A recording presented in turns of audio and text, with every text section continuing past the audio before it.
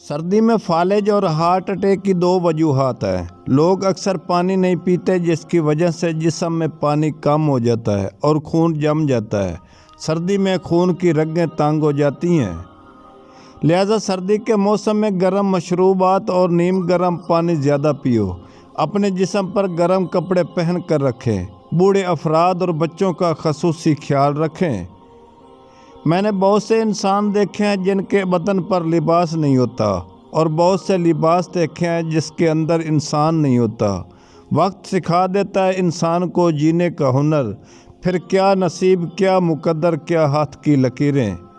لکھنا نہیں آتا تو میری جان پڑھا کر، ہو جائے گی تیری مشکل آسان تو پڑھا کر۔ اگر پڑھنے کے لیے تجھے کچھ نہ ملے تو چہروں پر لکھے درد کے عنوان پڑھا کر۔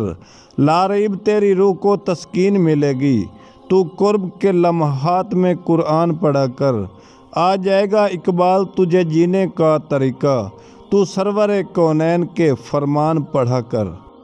ایسے افراد جو بھوک لگانے کے لیے دوائی کھاتے ہیں، ان کو چاہیے جامن اچھی طرح دھو کر اس پر ٹوٹ پڑھیں، یعنی خوب کھائیں۔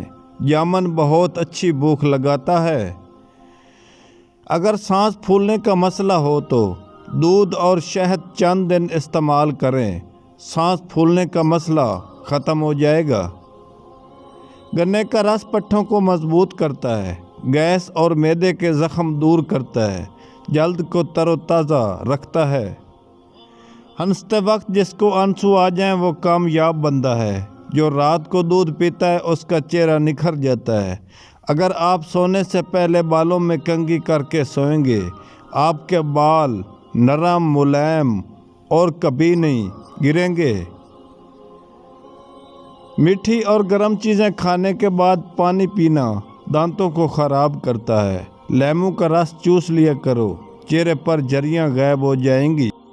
معدے کی کمزوری کے لیے 1 کلو کچے امرود 1.5 کلو پانی ملا کر اتنا پکایا جائے کہ وہ گل جائے، بعد میں کپڑے میں ڈال کر اچھی طرح نچوڑ لیں۔